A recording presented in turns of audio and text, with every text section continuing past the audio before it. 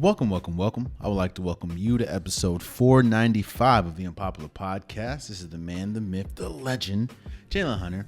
Here at the Unpopular Podcast, I'm not being asked to agree with me. I'm asking you to hear me out.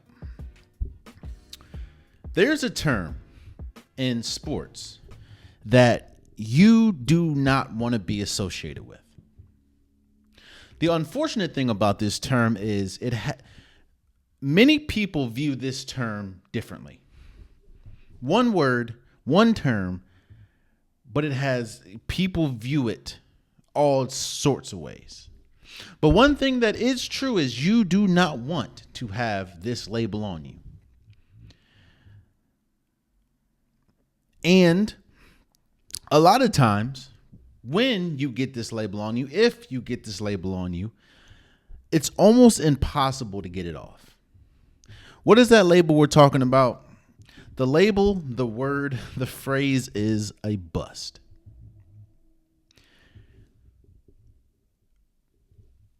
Again, the word bust, especially when we talk about in sports, has multiple different meanings.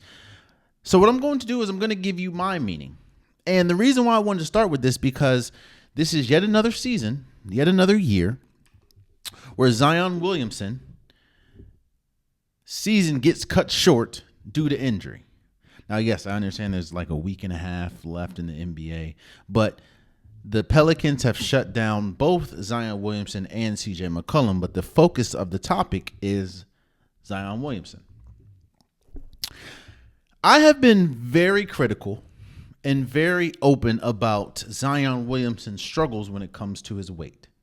So for that, I'm going to say shout out to Zion. This year, at least weight-wise, it looked like he has kept the weight down all season. That's one thing that he has struggled with for his entire career at this point is his weight. And it doesn't help that you play in New Orleans, which for people that know New Orleans, from what I've heard, has some of the best food in the world. But Zion Williamson, especially this year, has done a great job at keeping his weight down. He looks healthy as far as weight-wise. So why is his name being affiliated with the word bust? How can a person that averages essentially 25 points, 5 assists, 7 rebounds, and shoots 57% from the field, how can that person be considered a bust? It goes back to what I was saying, as in many people view the word bust differently. In the sense of this, the overarching view of the word bust is this negative. But how you can become a bust is different. For instance, a lot of people call Kwame Brown a bust. From where he was drafted to what his production was in the NBA doesn't correlate. To be a number one overall pick and to have such a minuscule impact in the NBA his entire career has given him the label of bust. Now, some people can look at Kwame and said, well, wow, yes, I understand why he's considered a bust. The man played for 11 years. You can't be a bust if you play for 11 years. That's just mathematically doesn't make sense. And for them, I understand. That's kind of my argument a little bit as well. But I understand the people that say Kwame Brown is a bust.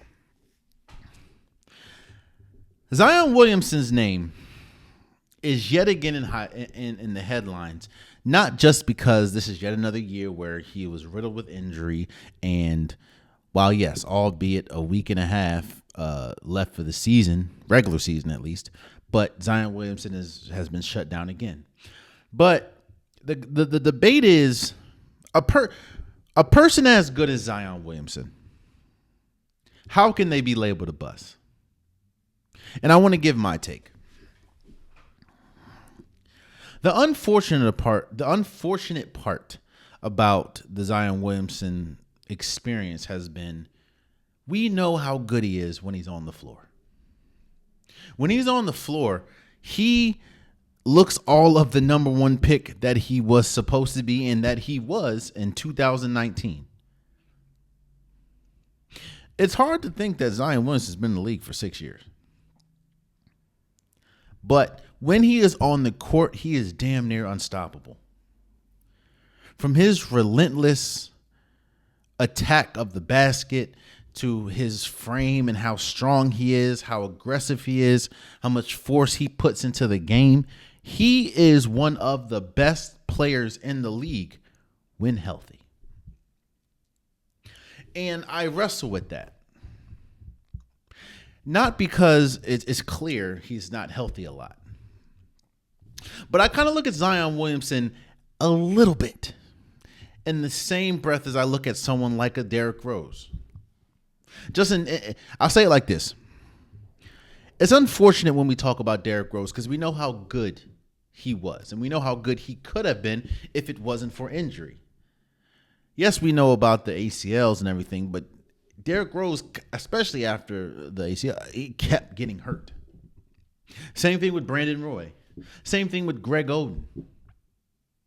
It's like we saw how good he was. We saw how dominant Greg Oden was. We saw how much of a sniper and how much of a killer on the court that Brandon Roy was. But injuries just kept derailing that. And the thing that I wrestle with is, should injuries dictate if someone is a bust or not? I understand injuries not allowing someone to live up to their potential. But does injuries dictate you getting slid into that bust category? I don't think so. Granted, a lot of the injuries that Zion has suffered throughout his career it's arguable. I think so, but it's arguable. A lot of the injuries have been preventable when you talk about his health, in the sense of he's been struggling with his weight his entire career. Again, shout out to him because this year it looked like he was the healthiest he's been since college. But I think that if he was majority of his career, if he cut the weight down, maybe the injuries would have been preventable. But I can't deny what we see out of Zion. You know what it is? I think it's time for I can't speak for y'all. I think it's time for me to damper to damper my, I'm not going to say damper my expectations. I don't think that injuries should put you in a bust category, especially when we see how good Zion Williamson is on the floor. Because, again, if you want to say that, you can say Derrick Rose was a bust, even though he's an MVP. But I don't think so. I just think injuries derailed a career that was still long, but could have been a little bit more sensational.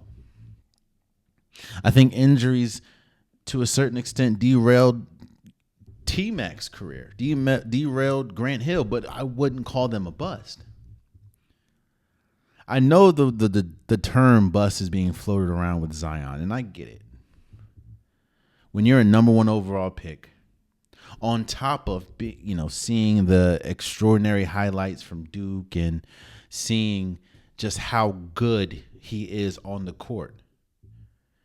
Mind you, this has been a very tough season for the New Orleans Pelicans in general. It seems like everyone and their mama on that team has gotten hurt this year.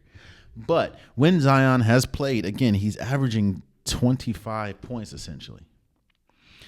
7 rebounds and 5 assists and shooting 57%. That's not a bust. It's just someone that, unless something drastically changed, which obviously he's still young. He is 24 years old. So, he still, Lord willing, has a lengthy career. He needs to string along some long seasons, meaning he needs to string together seasons where he doesn't get hurt for a long period of time. And it can be done. Remember, Steph Curry, in the beginning of his career when he was younger, he kept getting hurt, kept losing seasons due to his ankles and how he kept hurting his ankle. To the point where that's why they were able to sign him to the quote-unquote team-friendly contract that they signed him to. But you see, once he got that figured out, once they got that situated, what became of him in the Golden State Warriors. So it can happen.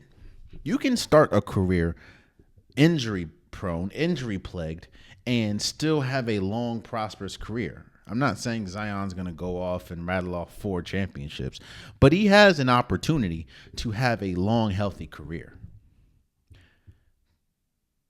The question is, will he? And if he doesn't, if this is the Zion that we get year after year after year, incredible on the court, but has a tough time staying on the court due to injury, should he be considered a bust? And in my opinion, no. There's 2 different classes, because I kind of put Zion Williamson right now in the same class as Joel Embiid, and I don't think anyone would consider him a bust. Unless you think that injuries should play a part in if someone is a bust or not. And lastly, before we move to the next topic, Zion Williamson, you can say, well, he was a number 1 overall pick. He should be better. Again, when he's on the court, I will go as far as to say he's arguably a top 10 player when healthy. It's just that when healthy part that continues to get in the way. I hope for a speedy recovery. I hope for a prosperous offseason for Zion Williamson. Again, it looked like he kept his weight under control all season. I hope that continues. And while I don't think he's a bust, I can acknowledge the fact that right now he's in a category that he may not want to be in. And that is, you're great when you're on the court. You're just never really on the court, unfortunately. But we'll see. Speaking of we'll see, let me first say, we do not know, at the time of this recording, we do not know specifically why Olivia Miles decided to go back to college next year instead of go to the WNBA draft. At the time of this recording, she hasn't released anything. I haven't heard anything as to why. So most of this is going to be speculation. I'm just letting you guys, if you don't want to hear it, the timestamps are in the description. But we don't know. I do want to preference this part by saying that we do not know why Olivia Miles decided to withdraw her name from the draft and go in the transfer portal.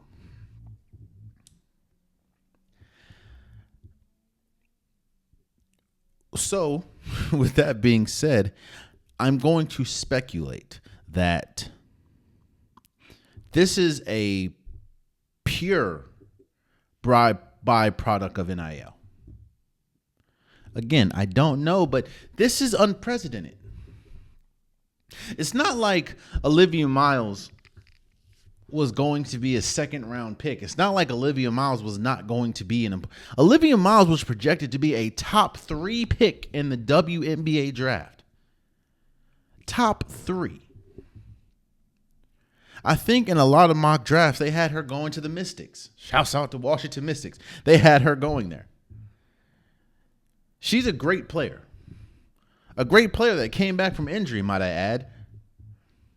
So this is unprecedented. It's not like she was going to be a late round, 1st-round pick or a late 2nd-round pick. No, she was supposed to be a top 3 pick.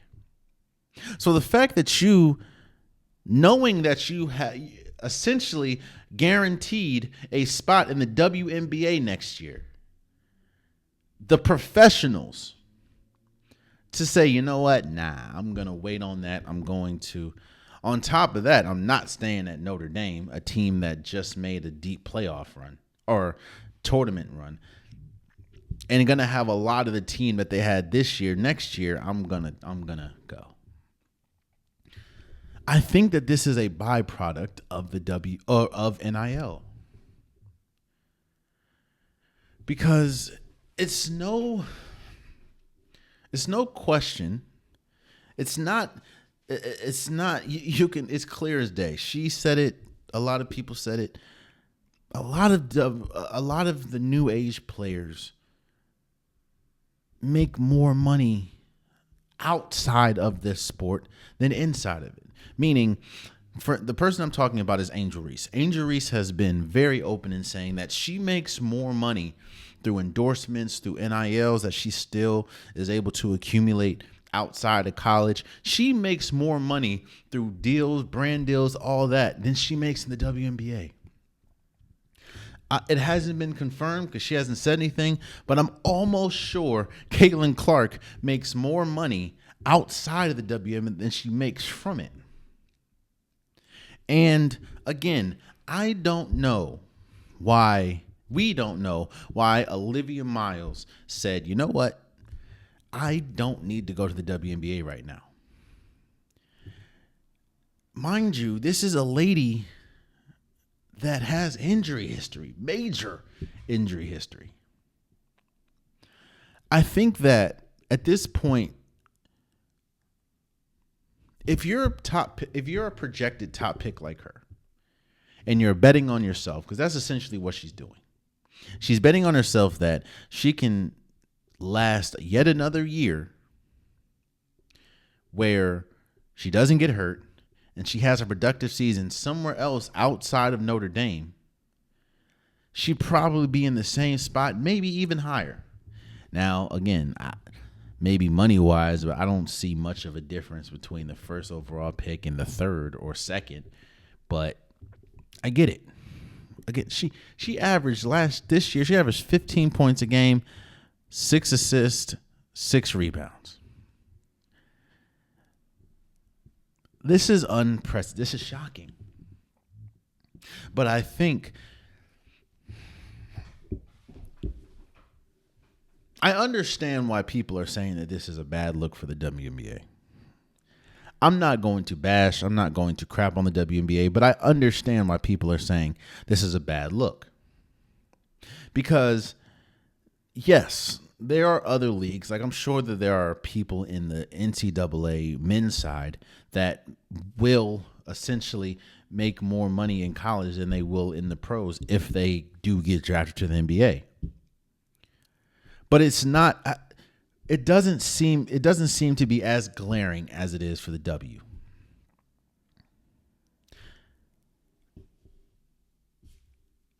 Let me see something. Let me see Angel Reese's WNBA contract.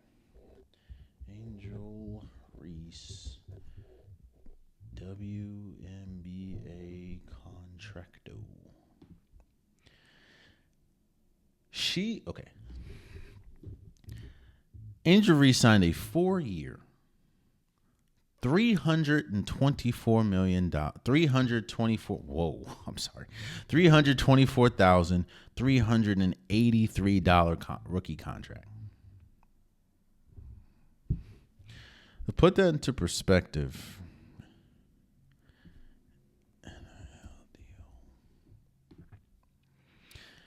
it is projected that Angel Reese, now this isn't confirmed, but during college it's projected that she made north of $1.8 million. Now, no, Olivia Miles is not Angel Reese in a sense of promotability, in a sense of stardom. But we just saw how it's not even close.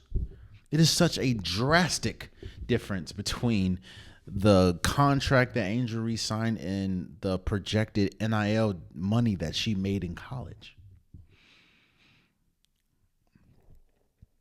I have been very open in saying that the transfer portal and NIL is why we're seeing what we're seeing from both the men's and women's Final Four. And we're going to talk about that in a second. But I think that this is also going to be a byproduct. This is also going to, I don't think that a lot of people are going to say if they're a top 3 pick, they're going to come back. I don't think a lot of people are going to do what Olivia Miles does or did or is going to do. But I do think that this opens the door for that. Because again, what at this point you're being smart. You're being financially smart because you can look and say, all right, I can make $1 million next year and still may have an WNBA contract the year after. I mean, I don't know how old she is, but she'll be a senior, I think, or 5th year senior, I think. It's shocking. It's unprecedented. And I understand the people that are saying that this is a bad look for the WNBA because it is. And while it is a bad look, it's not like the WNBA's fault that, these schools, these companies are willing to dish out this much money to student athletes. It's not their fault, but it does look bad that people are willing to stay longer in college instead of go to the pros just because they make more money in college and through NIL deals than they do the professionals.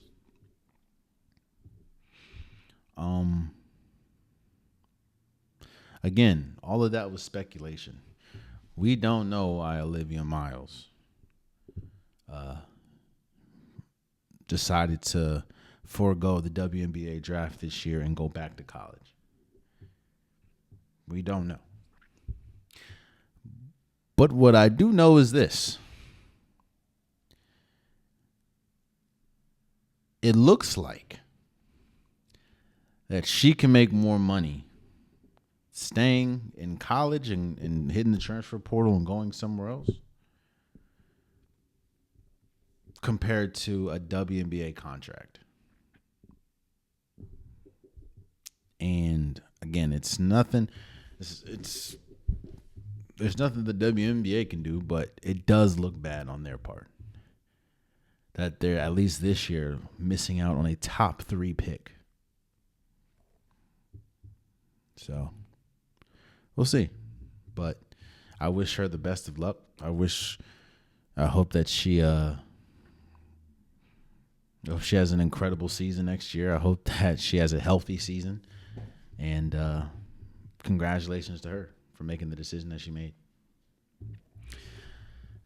Speaking of decisions, let's talk about the Final Fours. Obviously, people have been up in arms. We talked about it here, but people have been up in arms on the men's side that all the number ones have made it. Auburn, Florida, Duke, and Houston. And they all have looked incredible. They've had some incredible games outside of Duke, and we'll talk about that in a second.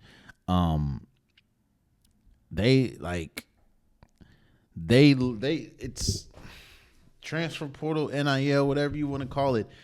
These are the best 4 teams in college basketball. And yes, it's obvious no.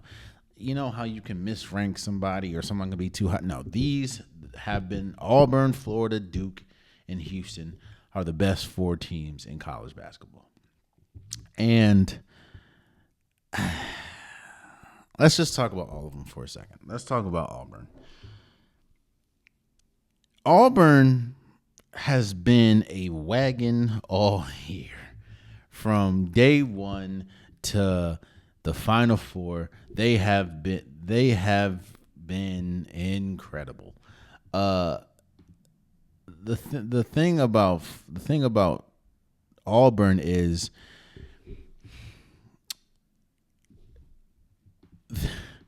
when they get to scoring, they get to scoring. I mean, they have a projected National Player of the Year, and Johnny Broom. He's been incredible, averaging 19 and 11. The thing about that is they perfectly blend defense with all, like, their defense is incredible. Their offense, especially with Johnny Boom, who seems to be freaking. He's had 2 season-ending injuries in one season, and he's still playing. So shouts out to him. When they get it going, they do struggle sometimes offensively, but not that much. When they get it going, they are damn near unstoppable. When Boom's going, when they get the threes going, when they're forcing the turnovers and getting it in transition, it's tough to stop Auburn. There's a reason why a lot of people had Auburn at least winning the national, or not at least winning the national championship, and they have not. I mean, let's look at Auburn's path. Their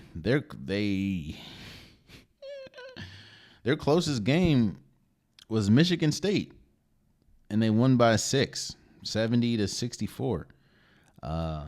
They've been incredible. They have been, in my opinion, all year they've been the model of consistency, and that's what it looks like in the Final Four. And then you get to Florida. Florida, man. Florida, boy. Walter Clayton Jr. Transfer. Shocker. He has lit it up. It is, man, in this tournament alone, he's had 23, 13, and 30 last game against Texas Tech. Florida can shoot the lights out the ball. It's not even funny how good Florida can shoot. And Clayton, they also have Walter Clayton Jr. He's a closer. That's something that a lot of these teams don't have. And while you can argue if they should or should not have beat UConn, they did, which is Florida, and they made it to the Final Four. I think both of these games, or this game, is going to be about who can make shots, because both teams play exceptional defense. I think Auburn maybe plays a little bit better defense. I know that Florida is favored, but this is going to come down to who is able to make shots in comparison to the defense that they're playing.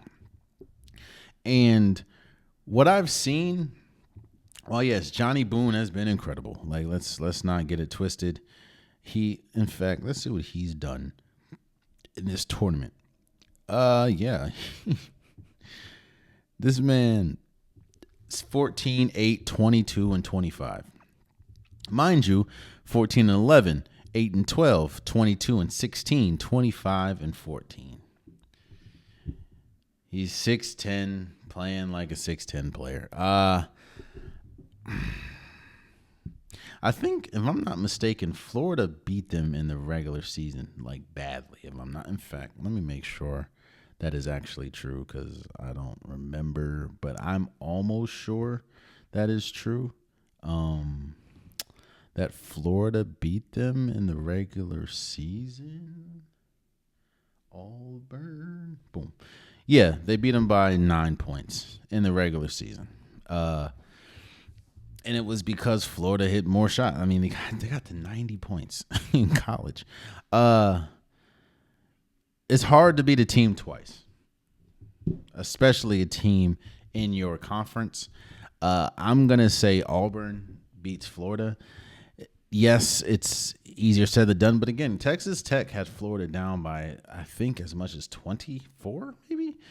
And Florida came back and won. I think if you stop Clayton or Walter Clayton Jr., I think you have a good shot. And Auburn's defense is able to do that. So I am going to say that Auburn makes it to the championship.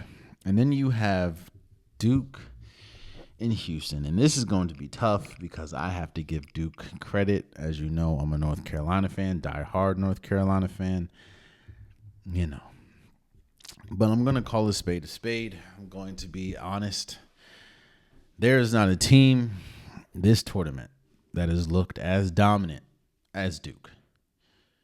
It's Cooper Flagg and that team. John Shire got them boys. Terrell Pryor looks like Steph Curry out there. Like it's that man. Duke. Duke is running through people.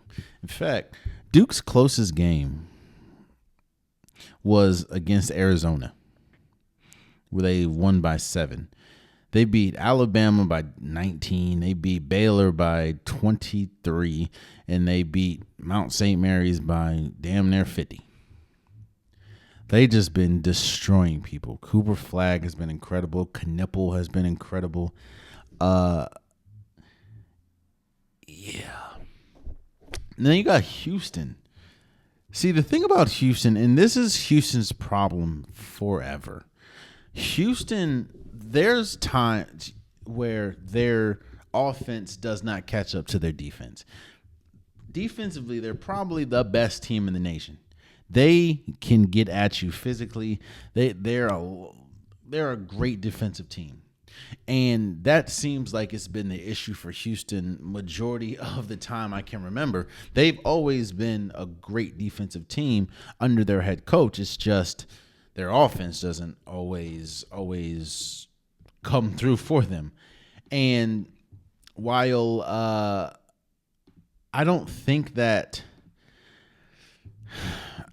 if they play great defense, I don't think they're going to need to score that much, but you're going up against a team that is blowing people out the water. And they're in this tournament, they've scored 93, 89, 100, and 85.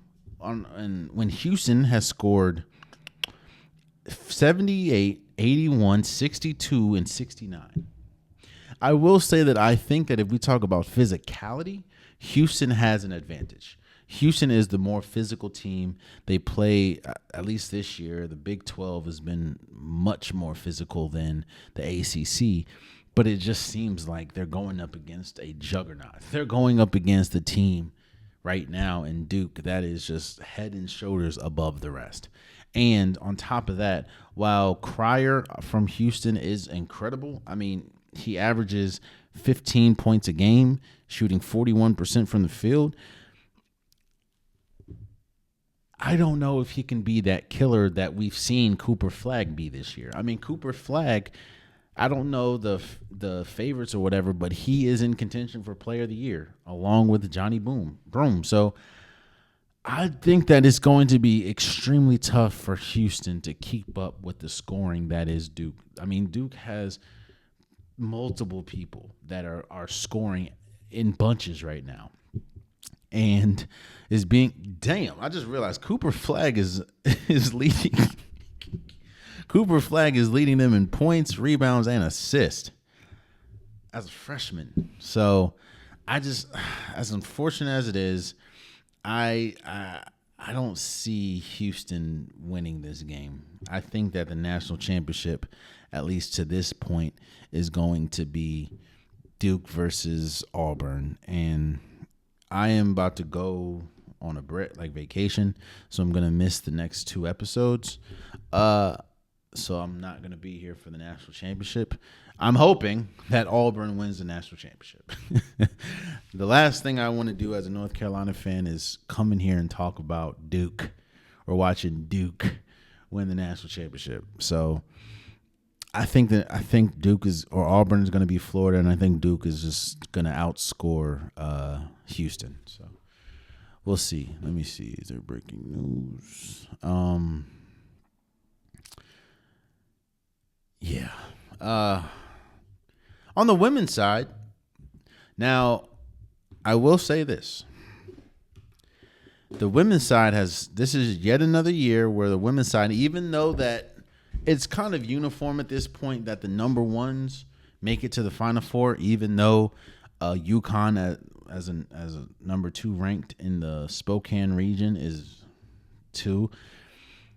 while yes, it is more uniform throughout the years that the women kind of all the top seeds make it. This has been, I think that this is yet another year where the tournament has been more exciting on the women's side. As unfortunate as it is, I never want to see anyone get hurt, but I think that maybe the fortunes could have been a little different if Juju Watkins didn't get hurt, especially against the game against UConn. Now, Paige Becker's Paige Beckers has been on a tear. Like she has been by far the best player in the tournament. It hasn't even been close. I mean, she has a 40-point game. She has multiple 30-point games. In fact, in this tournament, can I see what she's averaging in the tournament? I don't know exactly what she's averaging, but in the tournament, but Paige is getting buckets. It's not even funny. She has been, in my opinion, the best player in the tournament. While I don't know, you can argue that UConn's been the best team or not, but Paige for sure has been the best player. And they're going up against a UCLA that has they're a wagon too. Like they ain't no slouch out here. They're led by National Player of the Year candidate Lauren Bates. Kiki Rice is averaging 5 assists. And Lauren, her tall, that's tough. I think that this is so interesting because I think Paige Beckers is probably one of, at least the remaining players, the hardest player to guard because of her quick shot and her ability to shoot the ball at such an incredible level. But then Lauren Bates, she's tall as hell. Like, she's going crazy. But then again, they do have Sarah Strong. She was lighting it up against UCLA. I'm not UCLA, against USC. There was a lot of aspects of that game, USC and UConn, that kind of concerned me when it came to UConn. Even though on paper it looked like a dominating victory, there was multiple times where they would be up 15, they'd be up 20, and then USC would cut it to 5 or cut it to 4. And it could have been different if Juju played, but she didn't. I don't know how Sarah Strong is going to have the game of her life. And UCLA is going to have to defend like crazy against Paige Beckers. And AZ Fudd, who was having a bad game against USC until like the fourth quarter, and then her and Paige just started taking turns lighting them up.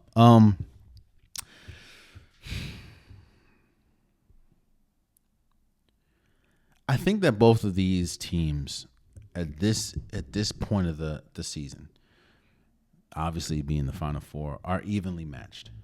They both have an incredible leader, Lauren Bates and Paige Beckers, and I think that it's going to be more about the supporting cast. Which supporting cast is more reliable and which supporting cast will be better? And in my opinion, from what I've seen this entire tournament, I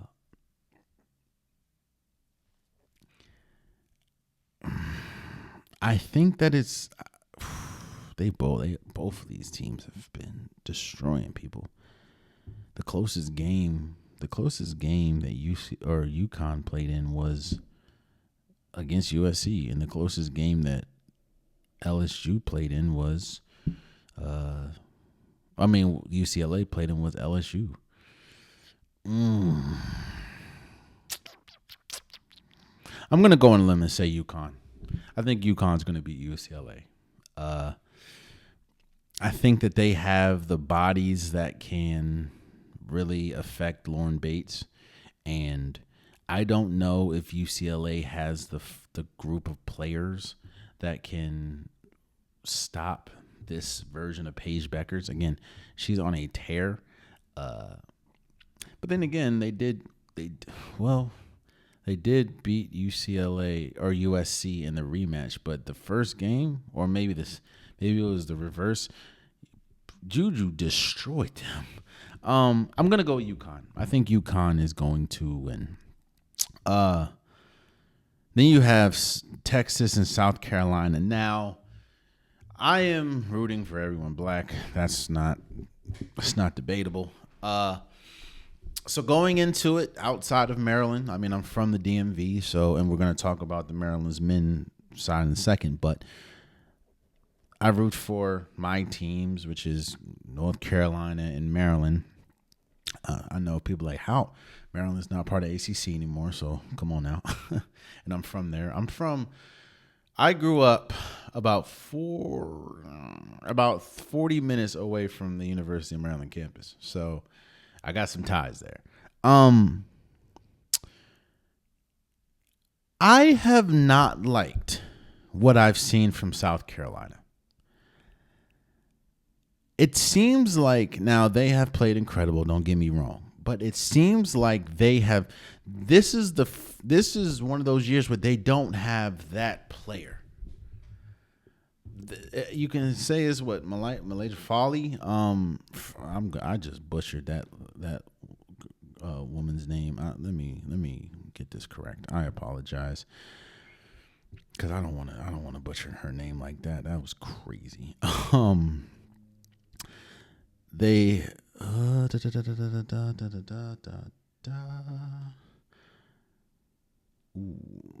Malaysia Fuwale.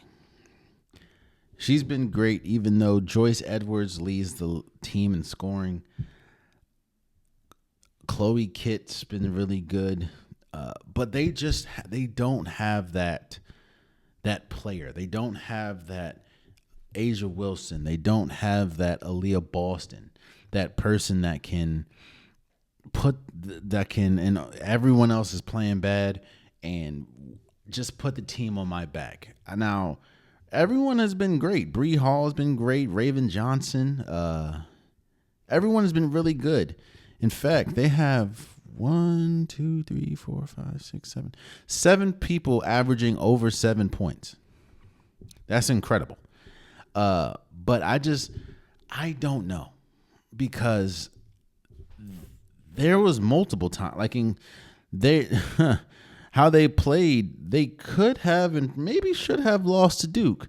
They could have and maybe should have lost to Maryland. I think they went to, that game was extremely close. It's just, it seems like they've struggled a lot more than I thought they would going into this tournament. And you're going up against a Texas team that has been dominant, even against TCU and Haley Van Lith, who's been on a tear. Texas's closest game was against TCU, and they won by 11. Like, they're not messing around with nobody out here. When you have Madison Booker, you have Ronnie Harmon. She came back from injury and has been tearing it up. I don't know. I think that, while yes, I would like to see Don Staley and the South Carolina Gamecocks repeat, I think that their road to championship probably stops against Texas, because I just don't know. I haven't seen them, at least in this tournament, consistently be able to score enough to beat the top tier teams. And Texas is incredible on defense. So I think that the national championship is going to be UConn against Texas. I would like it to be South Carolina, but I think it's UConn and Texas. I could be wrong. Who knows? But yeah. Yeah, that's what I think. Obviously, these are my predictions. Again, on the men's side, I have Auburn and Duke making to the final national championship, and I have Auburn winning the championship. On the women's side, I have UConn and Texas winning the making to the national championship.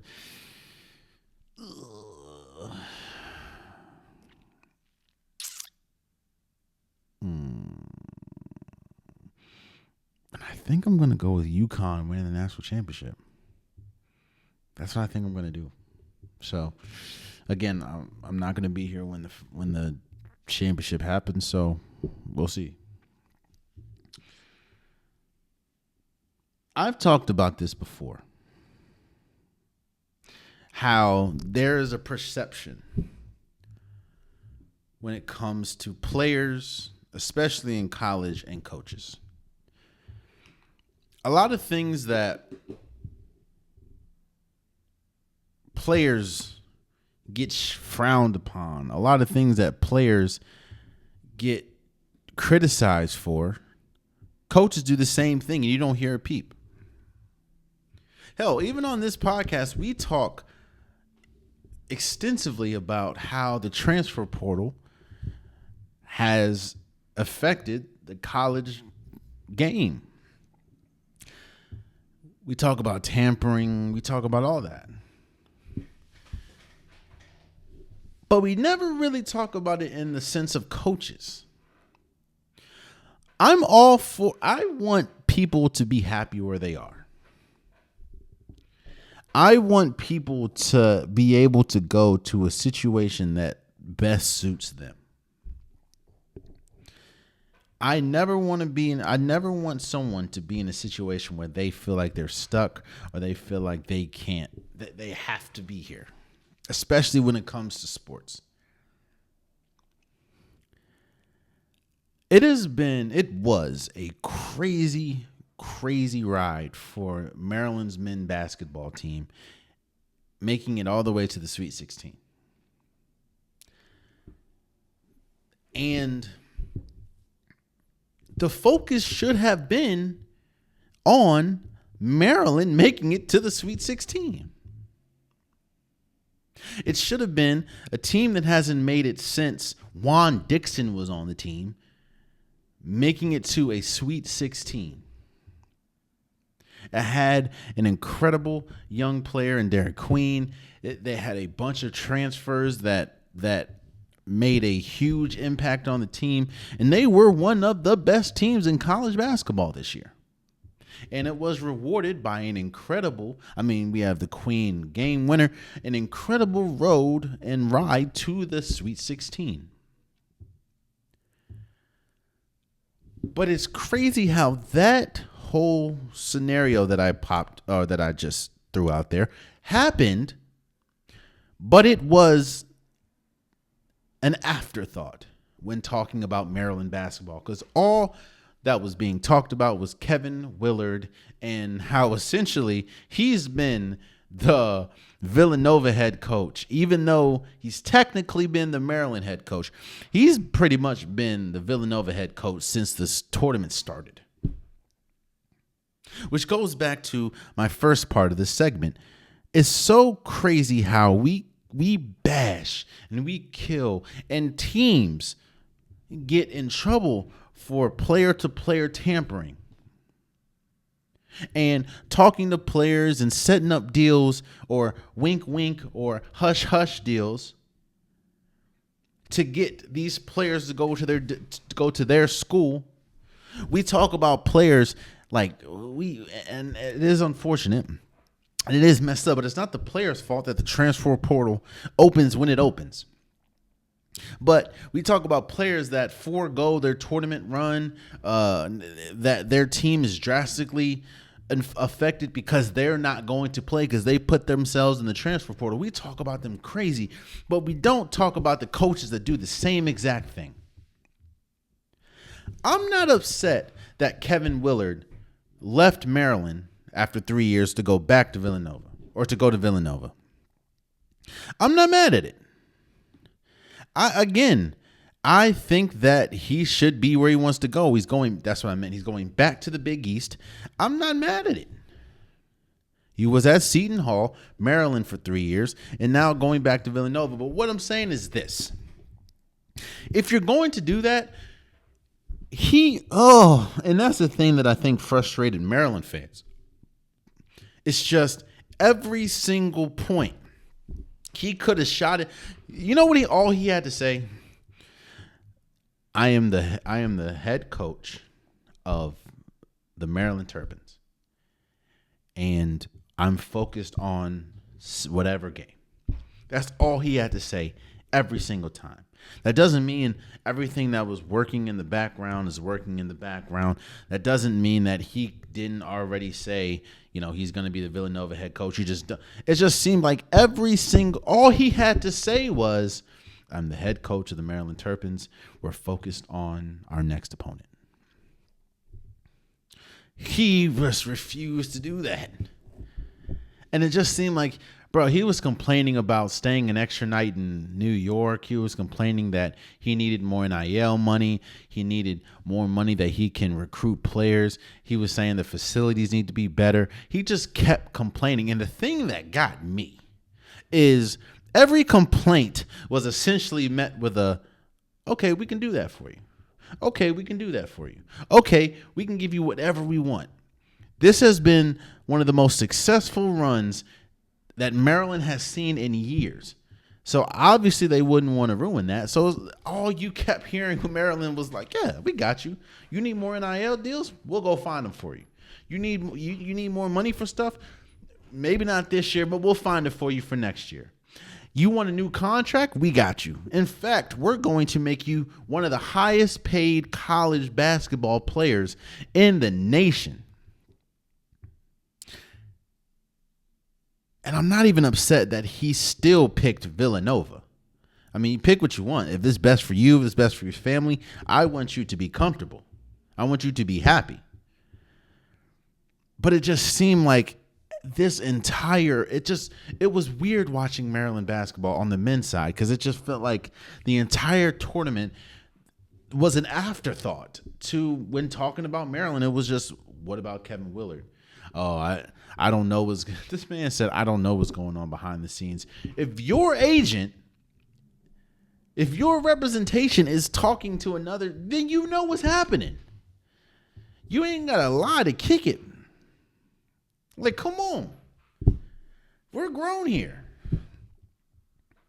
It was oh God, it was just so frustrating because it was doing a disservice to the program. It was doing a disservice to the kids or to the athletes. I'm not going to call them kids, to the athletes. Because every single time he talked about Maryland, the topic that came up. Well, about Kevin Willard. Yo, we knew Kevin Willard was gone when the tournament started.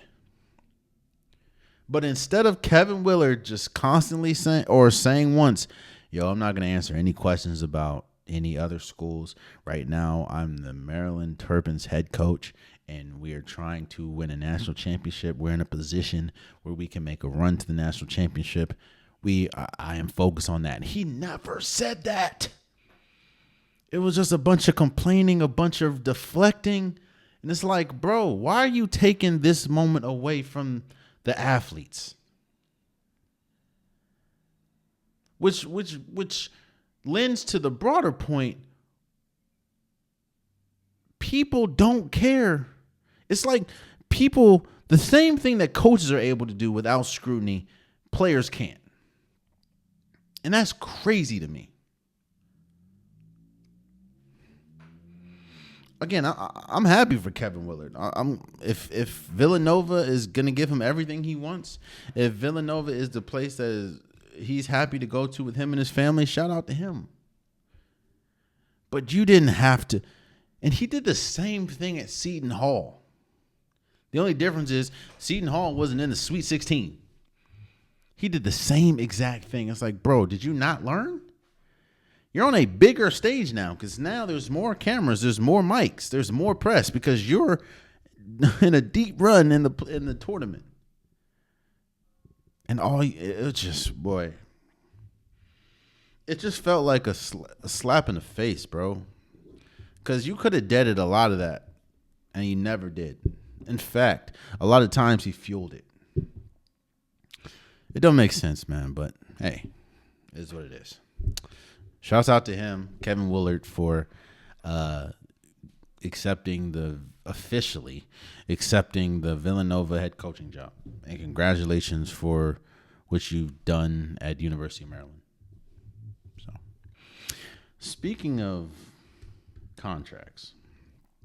I want to talk about something that it makes no sense to me. Deion Sanders gets a 4-year, $54 million extension, making him one of the highest paid coaches in college. And it's not the fact that he got the contract. I mean, if you ask me, he is well deserving of that contract. The thing that I don't understand, and the thing that is confusing to me, is I'm hearing a lot of people saying Deion Sanders does not deserve that contract because he hasn't, quote, won a national championship, or he hasn't gotten Colorado to a national championship. He hasn't even gotten Colorado to a college football playoffs. Okay. All valid. Deion Sanders has not won, as a head coach, he has not won a national championship. He has not gotten Colorado to a Final Four or the college Final Four. He hasn't done any of that. I don't even think, maybe last year. No, I don't even think he's won a bowl game at Colorado. But I ask you, do you remember anything about Colorado before Deion Sanders got there? In fact, let me, as someone that is an Oregon fan on the football side and watched a lot of Oregon games, that means I watched a lot of Pac-12 games. Let me tell you about Colorado. Colorado was uniformly one of the worst teams in recent memory. Obviously, they had a really good past, but in recent memory, Colorado was one of the worst teams in the Pac-12. In fact, let's Colorado. Let's look at the history of Colorado, shall we? So, they have 26 conference titles. They have a bowl record of 12-17. They have an all-time record of 728 and 545 and 36 ties. They have 5 division titles. But the last time they have one national championship in 1990. Shouts out to them. But let's just look at their recent seasons.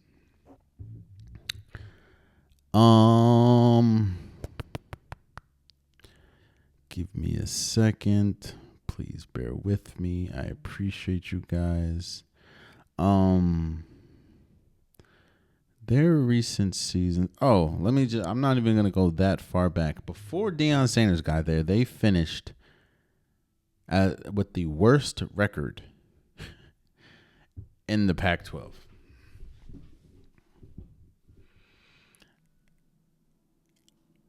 Yes, Deion Sanders has not won a national championship.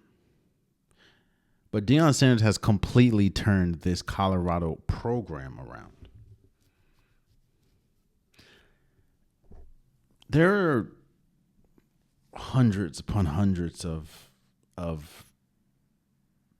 college teams, college schools. And do you know how difficult it is to win a national championship?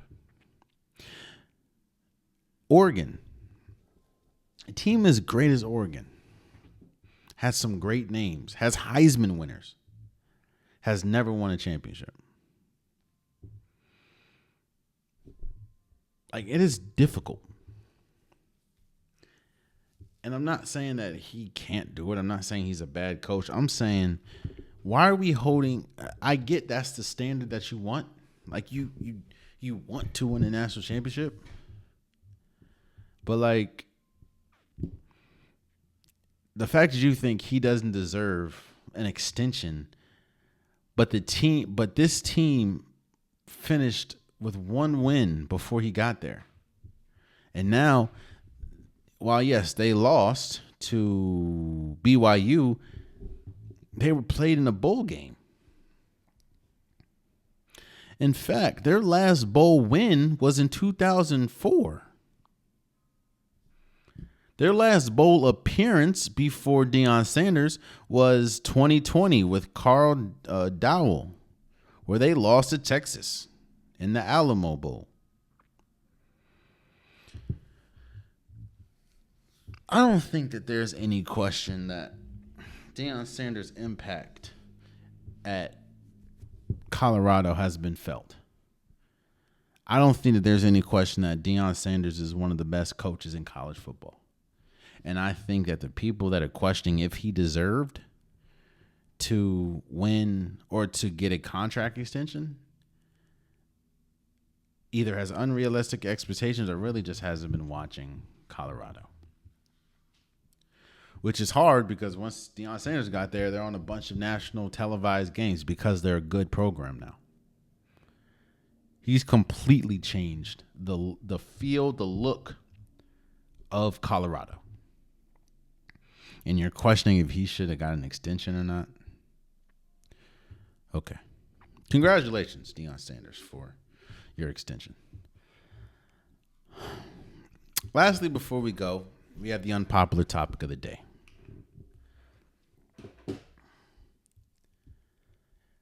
I am not going to go into a long spiel about the Phoenix Suns. I've done that before. You can just go to the Unpopular Podcast search and type in Phoenix Suns, and you'll get a plethora of videos just me talking about this team. I talked about them acquiring Kevin Durant when they got him. I talked about them acquiring Bradley Beal and how I don't think that fit. And now we're at a point where Kevin Durant twists his ankle and he's going to miss about a week, which pretty much means I don't think he should come back. Because it'll leave, once he gets back, it'll leave about maybe 2 or 3 games left. And the Suns are not even in the play-in right now. Again, I'm not going to go into detail about how bad this season has been for the Suns because I've done this. But what I will do is, if we have seen the last of Kevin Durant in a Suns uniform, because he is the easiest person to trade. Bradley Beal would be the preferred option, but he has a no trade clause. So I think if this is the last we've seen Kevin Durant this year, I'm not sure, obviously, because I know a report came out saying Kevin Durant is open to returning to Phoenix. It's just I don't know if Phoenix is open for him to come back because of just how much they cost and how they've built the team. It just hasn't been good. And I don't think Kevin Durant is the issue on the team. You have 3 players that do the same thing. It's just not a good constructed team. So I was thinking of some places. I thought of 3 places that if we have seen the last of Kevin Durant in a Suns uniform, what 3 places would he be great at? And this is no particular order. These are just 3 places. One is Miami. I kind of crapped on Heat culture, rightfully so, in my opinion, last episode. But I think that you have Kevin Durant alongside someone like Bam Adebayo, alongside someone like Tyler Hero, alongside, I don't know, they probably have to give up maybe Andrew Wiggins, but Miami Heat is always one of those places where Kevin Durant would thrive. I think Kevin Durant would thrive anywhere, but I think he's at a point in his career where he's still great and he doesn't want to go to a rebuild. He doesn't want to go to a team that's not really competing. I think Miami, I'm not saying that they'll be title contenders, but I do think that they'd be much better with him. And I think that they'd be at least playoff bound with him. So I have Miami as a destination. I have Dallas as a destination. A healthy Kyrie Irving, a healthy Anthony Davis, a healthy Klay Thompson. That's a squad right there. Yes, defensively still could be an issue, but you still have Daniel Gafford. You still have Derek Lively and obviously Anthony Davis. I am questioning what they would have to give up to get a Kevin Durant, but that would be such a crazy fit. You lose, well, not lose. You trade away Luka and get Kevin Durant. That'd be incredible. And you pair him alongside two players that he's played alongside before. Well, three, because he's played with Anthony Davis in the Olympics, but he's played with Kyrie when he was with Brooklyn, and he played obviously with Klay Thompson when he was in Golden State. I think that would be a great, and I think Jason Kidd is one of the best coaches in basketball. I think that would be a great fit.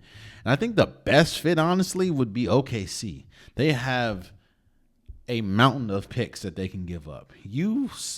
It'll be a reunion. Obviously, some feelings would have to be mended back together, but you put Kevin Durant on that Oklahoma City Thunder team with Shai Gilgeous-Alexander, who is still MVP favorite, J-Dub. That team, that's a championship team right there.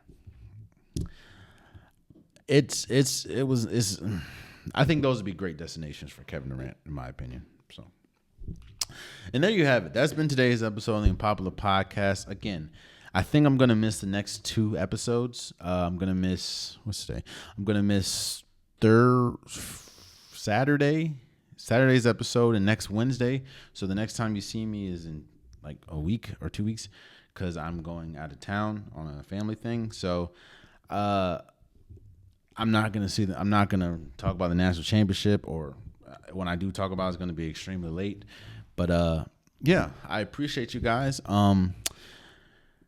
If from my YouTube viewers, please follow, please subscribe. If you know someone that would like the Unpopular Podcast, please tell them to subscribe. It definitely means a lot. I can't do it without you guys. So tell a friend, tell a friend, tell a friend to subscribe. I'm trying to grow the YouTube as much as or as big as I can. And I can't do it without you guys. So please subscribe. Also, all my DSP listeners, Apple Podcasts, Spotify, SoundCloud, same thing. Please subscribe. Please follow. It means so much to me. I hope that if you want to hear my luscious voice, and you know someone else that want to hear my luscious voice, and they're not subscribed, please send it to them. Please tell them to subscribe. It means a lot. Also, social media, TikTok, Facebook, Instagram. Please follow. Please follow. That's probably the quickest way to get to me. If you keep it respectful, I don't mind going back and forth. It just means you're listening to me. It means you're passionate about whatever we're talking about, and you have an opinion, and I value all of them. So, again, social media, please subscribe. It means so much. Until next time, much love.